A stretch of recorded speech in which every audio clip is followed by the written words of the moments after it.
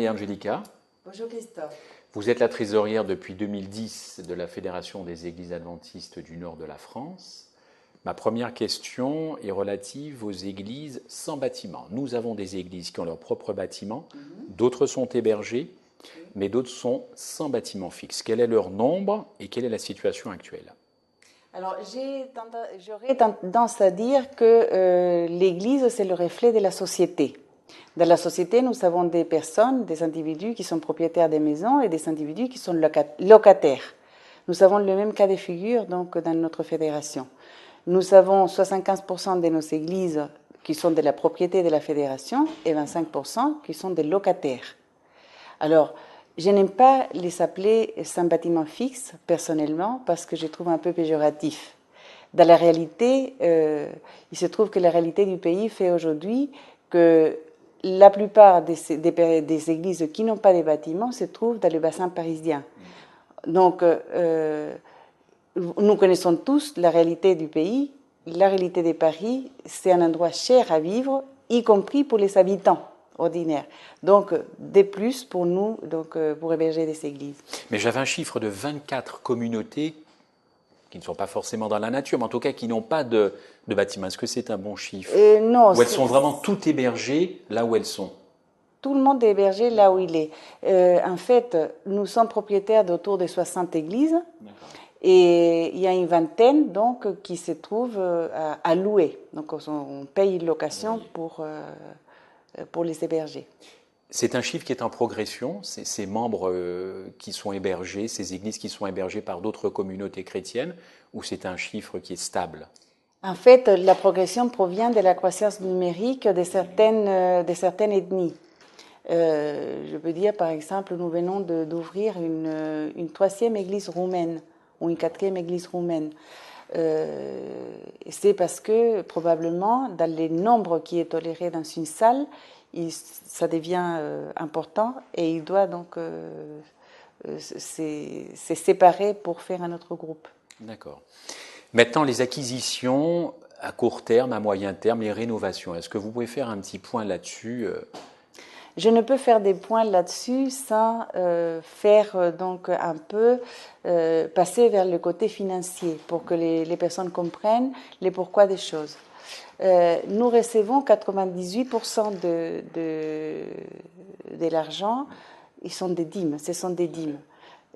Tout adventiste sait que la dîme n'a jamais été dédiée à la construction ni à l'acquisition d'immobilier. Les 2% restants, ce sont des offrandes qui nous permettent donc de financer toutes les activités culturelles dont l'évangélisation se trouve. Je pense en avoir déjà parlé à plusieurs reprises, mais on en reviendra tout à l'heure, effectivement. On reviendra là-dessus. Et donc, il n'y a pas de fonds constitués à part pour la construction aujourd'hui. Voilà. Alors, il y a quand même des chantiers, quelques projets. Je parlais de Bagnolet. Alors, j'ai fait l'analogie tout au début sur la question du propriétaire et des locataires. Et je voudrais continuer dans cette analogie pour dire qu'on ne devient propriétaire que lorsqu'on a mis de l'argent de côté et que lorsqu'on a fait étudier un dossier par une banque qui va nous financer. Donc, les communautés qui n'ont pas aujourd'hui des bâtiments fixes, les projets n'est pas de dire, écoutez, venez vous plaindre et on va vous acheter une église ou un bâtiment. Plutôt, c'est de dire, venez avec un projet. Comment l'église pense se fournir, s'équiper d'un bâtiment. Donc, de la même manière, c'est la même analogie, c'est-à-dire que quand on rêve d'être propriétaire, on commence à faire des économies. On vient avec un apport, on va voir son banquier et on va voir. C'est exactement la même démarche.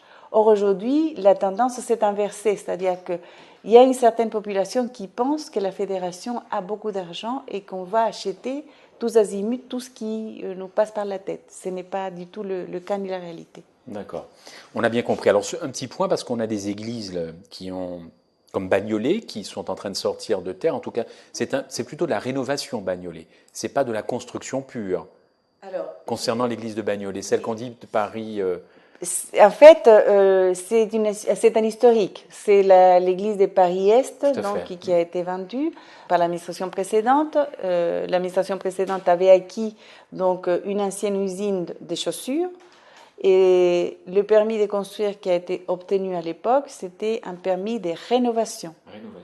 Bien que si on avait eu le choix, si nous, l'équipe en place actuelle, avec l'équipe immobilière, si on aurait eu le choix, on aurait réellement détruit le bâtiment et construit. Seulement, on n'avait pas les permis et on n'était pas prêt de les avoir non plus parce que la mairie n'est pas favorable. Donc, nous avons été obligés de faire face à ce qu'on avait pour fournir une église à Paris-Est. Donc, aujourd'hui, l'église est Bagnolet. Est-ce que vous avez une date? Parce que les membres de cette église et peut-être même le voisinage, j'aimerais bien savoir quand tout ça va se terminer. Est-ce qu'il y a une prospective? Alors, il y a plusieurs choses que je voudrais dire là-dessus. Nous avons commencé les travaux en novembre de l'année dernière. Donc là, on va faire bientôt 1 an pour des travaux qui se sont avérés très difficiles.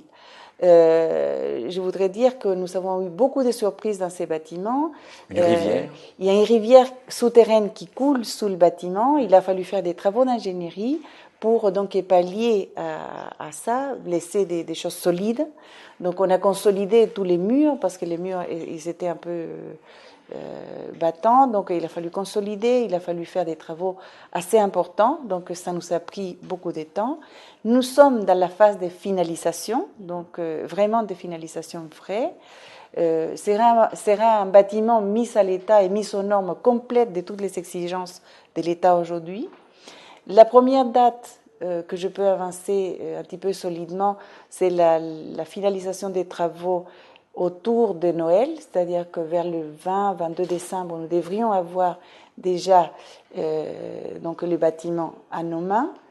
Mais les paroissiens ne pourront pas l'héberger immédiatement. Pourquoi? Parce qu'il y a les commissions qui doivent passer pour donc ouvrir les bâtiments. Donc il y a les commissions de sécurité, les pompiers et tous les aspects légaux qui doivent donc dire et certifier la conformité de nos locaux pour qu'ils puissent héberger les personnes qui feront partie de l'église. Si vous aviez une date pour les membres de cette église de Bagnolet, est-ce que ce serait le premier trimestre 2013 pour qu'ils puissent rentrer dans leur meuble? Ça devrait. Je suis optimiste sur le mois de janvier, mais tout est conditionné au passage donc des commissions.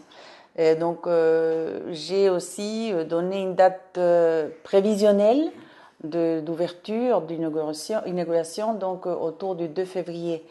Mais ce n'est que, entre guillemets, dans le planning. Aujourd'hui, pour fixer une date, puisque nous avons des plannings assez serrés, donc c'est pour fixer quelque chose, et surtout dans l'optimisme de nous dire que les commissions auront un avis positif. Favorable. Imaginez que c'est défavorable et ça reporte ça d'autant. répart. Mais ça ne dépend pas de nous, ça dépend donc des institutions. Il y a une autre grosse église, Paris Sud, là où nous sommes actuellement, sous nos pieds, qui est fermée. Est-ce que vous avez des dernières informations? Les travaux n'ont pas commencé, les architectes sont passés. C'est une communauté qui s'est dispatchée aussi dans les autres églises d'Île-de-France. Mais quelle est l'actualité de cette église? Alors, nous avons présenté un permis de construire parce que il y a beaucoup de choses, des changements qui doivent être faits. Nous donnerons priorité à toutes les consignes qui ont été données par la commission de sécurité pour que ce soit exécuté en premier tout ce qui est redevable par rapport aux exigences de l'État. Et aujourd'hui, nous sommes en discussion avec les responsables de l'Église pour voir comment on pourrait faire donc partiellement un certain nombre de travaux, par la suite continuer et réouvrir, parce que je pense qu'il y a une souffrance de côté Église qui est non négligeable, donc nous tenons compte de tous ces paramètres pour avancer. Mais il y aura des travaux qui seront faits ou pas? Oui, bien sûr. Aux normes, oui, on est obligé. D'accord. De toute façon, nous ne pouvons pas, aujourd'hui, tel que l'Église est, elle ne peut pas être ouverte. Nous risquons de nous faire mettre un scellé. Et lorsque l'État met un scellé sur un bâtiment, nous ne pouvons jamais le réouvrir. Donc, on a pris la précaution de le fermer pour éviter le scellé. Et c'est là où nous en sommes. On constate à l'heure actuelle qu'il y a des églises qui sont en rénovation. À Angers, par exemple, il y a de la mise aux normes, il y a certaines constructions. Bon, on a l'impression que tout arrive presque en même temps. Entre vous et moi, il y a eu du retard qui a été pris pour que tout arrive comme ça. Est-ce que l'Église n'a pas pris du retard dans la rénovation de ses propres bâtiments? Là, j'ai fait encore un parallèle à ce que nous faisons dans notre vie quotidienne. Chacun qui est propriétaire d'une maison, il ne laisse jamais détruire la maison avant de la réparer. On est constamment préoccupé par les fuites d'eau, les canalisations, etc., tout ce qui est inhérent, les peintures des fenêtres, et ainsi de suite. Je ne vais pas m'étendre là-dessus. De la même manière, des fois, nous oublions que nous sommes propriétaires et nous oublions aussi de provisionner pour donc les futurs investissements. L'État nous a contraints de rentrer dans des règles.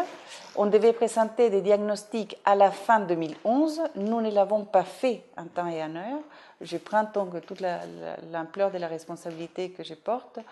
Nous avions eu dans le marché tout un tas de propositions. Nous avons pensé que la proposition que nous avons mise en place était la meilleure, c'est-à-dire que nous avons pris des cabinets d'architecture qui sont allés faire les diagnostics dans toutes les églises et ils ont fait l'évaluation concrète de ce que ça va coûter de mettre donc en norme, toute la mise en norme. Souvent, les architectes, dans les commentaires qu'on peut entendre, ils se posent la question sur la pertinence de garder les bâtiments actuels, ils se posent la question pertinente de si mettre en norme coûte aussi cher ou plus cher que détruire et reconstruire. Donc, toutes ces questions, on va les finaliser à fin novembre. On va mettre un rapport chaque église recevra son rapport et la fédération aura un rapport aussi global dans lequel on va informer de l'ampleur des choses. Il faut s'attendre à un chiffre pharaonique parce que ce qui est demandé de la part de l'État, c'est vraiment énorme. Et donc, petit à petit, il faut qu'on se mette en conformité. Nous avons fait l'essai sur 2 ou 3 paroisses, dont une que vous venez de mentionner, c'est Angers. Angers devait faire des travaux des fonds. On s'est posé la question, est-ce qu'on fait des travaux de décoration ou est-ce qu'on fait des travaux de mise en norme? Et on a conclu que ça nous permettait de nous rendre compte de l'ampleur des choses. On aura la joie donc d'assister à la cérémonie d'inauguration en mars de 2013 et l'église sera vraiment conforme à ce que l'État demande, aux normes et puis embellie par la même occasion. Donc il y a un rattrapage du retard pris toutes ces dernières années, c'est ce qu'on peut comprendre. Oui. Et on rend donc tous les rapports à la fin de novembre. Alors dans ce cadre-là, acte de foi, vous pouvez nous en parler. Est-ce qu'il correspond à un besoin urgent de finances, pour financer évidemment tout ça? Est-ce que acte de foi a aussi une portée spirituelle? Est-ce que vous pouvez déjà nous parler de cet acte de foi? C'est un vote qui a été pris, je crois. Oui. Alors, acte spirituel ou nécessité urgente financière? Ou les deux? Les deux. Je dirais d'abord une nécessité spirituelle et ensuite une nécessité matérielle. J'ai toujours la conviction que lorsqu'on met le spirituel d'abord et lorsqu'on met le Seigneur en avant, on peut y aller plus loin.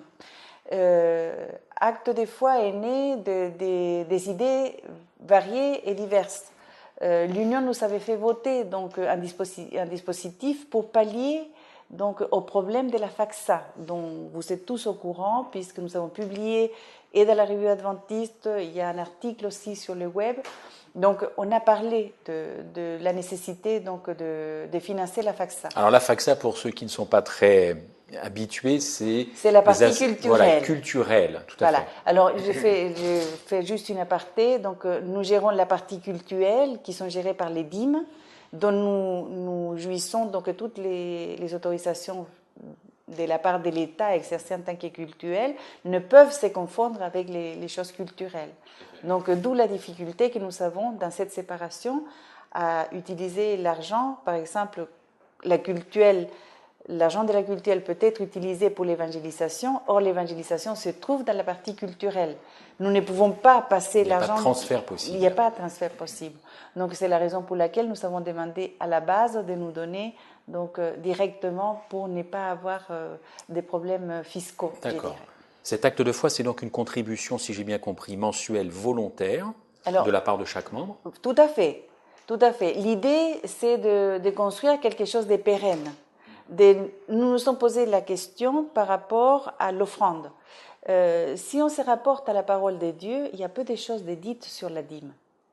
La dîme, elle intervient à des moments très précis et à des moments qui apparaissent du néant. C'est-à-dire que la première fois qu'on parle de la dîme, il n'y a aucun contexte, il n'y a aucune explication. Il y a Abraham qui va donner une dîme et le roi auquel il va la donner, c'est un roi qui n'a pas de couronne, qui n'apparaît de nulle part non plus, qui n'a pas de généalogie. Donc on peut imaginer que c'est un roi céleste. Maintenant, il est à imaginer aussi, je ne suis pas théologienne, donc je pense que les collègues pasteurs pourront le dire avec autorité. Néanmoins, la dîme, j'ai comme l'impression qu'elle est apparue en Éden, que c'est une pratique qui vient de toujours, comme le sabbat. Par contre, l'offrande, c'est autre chose. Un conflit surgit à partir d'une offrande. Hein, donc, c'est le conflit éternel que nous connaissons entre Caïn et Abel. Tout à fait. Et ensuite, après, la Bible, elle a des chapitres et des chapitres sur l'offrande, sur les bénédictions de l'offrande et sur les malédictions qu'on ne donne pas. Je ne veux pas m'arrêter au côté négatif, mais je vais parler du côté positif de l'offrande. Donc là, je crois que nous avons laissé de côté donc, la question offrande parce que nous nous sommes concentrés sur la question de notre fidélité envers la dîme. Et nous avons oublié d'être généreux. Donc, et ça, je pense que ce n'est pas un oubli, puisqu'il y a aussi... Le contexte de la crise, peut-être. Je ne le vois pas comme ça, sincèrement. Je pense qu'il y a une partie sombre, qu'on ne le dit jamais, mais les églises s'autofinancent. La fédération ne vient pas subvenir aux besoins d'une église locale dans le sens de son maintien quotidien. C'est-à-dire qu'on ne paye pas les notes d'électricité, ni de gaz, ni de quoi que ce soit. Donc l'église s'autofinance. Mais juste une question, je vous coupe. Quelle différence il y a entre cet acte de foi, qui est une contribution volontaire, mensuelle, et une offrande volontaire? Est-ce que c'est juste le fait que ce soit mensuel? En fait, on l'a rendu mensuel et un peu chiffré, oui. Parce que l'idée, c'est de pallier à tous ces problèmes immobiliers, de devenir comme une espèce d'offrande solidaire dans laquelle j'ai dit, j'ai fait un acte de foi pour qu'un jour, celui qui n'a pas la joie d'être propriétaire aujourd'hui puisse l'être. Donc ça va pour régler ces problèmes immobiliers? Ah, complètement. On est bien complètement. Complètement. Autre partie d'acte de foi, c'est cette dîme alors violette. Est-ce qu'elle fait partie d'actes de foi ou c'est aussi autre chose finalement? Non, c'est un dispositif à part qui avait été voté à l'Union en 2010 parce qu'on s'était aperçu de la difficulté qu'on avait à financer la FACSA. Vous savez qu'une association ne peut être en déficit. Sinon, elle doit soit demander une cotisation à tous ses membres, oui. Ou soit se dissoudre. D'accord. On ne va pas se dissoudre. Voilà. Donc, nous ne pouvons pas arriver à ça. De ce fait, nous demandons donc à nos paroissiens de nous aider. Une contribution. Donc, une contribution. Et cette contribution, c'est une dîme. Elle sera respectée en tant que telle et elle sera utilisée pour la question de l'évangélisation. Tout le budget qui est consacré à l'évangélisation et à la jeunesse, ce sont de l'évangélisation. Ça fait à peu près 75% du budget de la FACSA. Alors justement, est-ce que certains pourraient vous poser très bien la question, 75%, est-ce que ce n'est pas beaucoup? Non. Entre l'évangélisation, la jeunesse qui prennent 75%? On pourrait se poser légitimement, même si nous savons que le rôle premier de l'Église, c'est d'évangéliser. Mais 75%, quel est votre avis? Les 65%, il faut le mettre en parallèle avec le montant. C'est-à-dire que si c'était 75% de la dîme, je serais inquiète. Mais c'est 75% de l'offrande. Et l'offrande, aujourd'hui, elle est maigre. Elle est maigre. Est-ce que c'est dû à la crise, ça, contexte actuel? Je crois que c'est dû à un phénomène de société. C'est un phénomène de société. Ce n'est pas une question de crise, puisque la crise, nous commençons à la vivre maintenant. C'est un phénomène de société. Nous vivons dans une société où nous sommes détachés d'un certain nombre de choses. Depuis combien de temps vous n'avez pas écrit une lettre manuelle à quelqu'un? Un certain temps. Voilà. Donc depuis ce certain temps, nous sommes habitués à l'email, nous sommes habitués au rapide. Et donc le fait d'aller à la banque, sortir de l'argent, faire un don, c'est quelque chose d'oublié. C'est un geste que nous avons laissé de côté.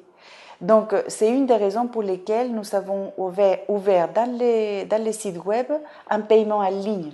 Parce que nous sommes respectueux de l'époque où nous vivons.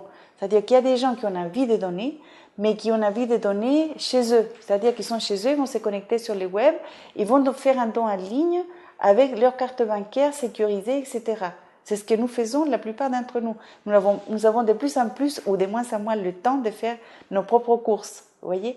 Donc c'est dans cette optique-là que nous mettons à disposition donc, la possibilité de renouer avec l'offrande. Mais tout de même, pour conclure, est-ce que la France vit une crise quand même majeure ? Peut-être pas autant que d'autres pays comme la Grèce, l'Espagne, mais est-ce que vous, en tant que trésorière, depuis que vous êtes à la Fédération, vous avez quand même senti que les foyers adventistes peuvent être affectés et quelles sont les perspectives d'avenir de cette fédération dans un contexte morose, même si encore, eh bien, nous faisons tous acte de foi. Quelles sont les perspectives dans un monde un petit peu en crise? Est-ce que vous sentez cette crise? Oui, bien sûr. Je pense que toute personne habitant dans un pays européen, on sent la crise. Il y a quelque temps, en France, on ne la sentait pas aussi forte. Je veux dire qu'en ce moment, nous commençons à ressentir donc la pesanteur de la crise économique. Mais j'aimerais dire que je crois que la vraie question se trouve dans la crise d'ordre moral ou spirituel. Et lorsque nous sommes dans un ordre de crise morale et spirituelle, il est légitime et obligatoire de se poser la question, quelle est ma relation avec Dieu? C'est cette crise-là que je crains la plus. Aujourd'hui, je ne la vois pas venir comme ça. Il y a une crise économique, certes, mais si je suis... De toute manière, on la verra venir, tous. Mais si moi, je ne suis pas en crise spirituelle ou en crise avec Dieu, je n'ai pas de problème. Je continue à dire que j'ai confiance. J'ai confiance que nous ne sommes pas en crise avec le Seigneur. J'ai confiance que ces projets verront les jours et qu'on ira plus loin et qu'on sera capable de faire face aux défis. Lorsque je suis arrivée à la Fédération et je suis allée visiter Bagnolet et je suis allée visiter Poissonnière, j'avais eu un gros pincement au cœur. Aujourd'hui, j'ai eu confiance pendant tout ce temps. J'ai la joie de vous dire que les lundis, lorsque nous nous rendons au chantier, sur le site, et vous voyez fleurir, c'est comme voir fleurir tous ces bâtiments qui va héberger, là où les gens vont louer le Seigneur et renouer son lien avec le Seigneur, je ne me sens pas en crise. Et à partir de ce moment-là, je continue à avoir confiance. Très bien. Merci Maria Angelica. Merci Christophe pour ce moment. Merci.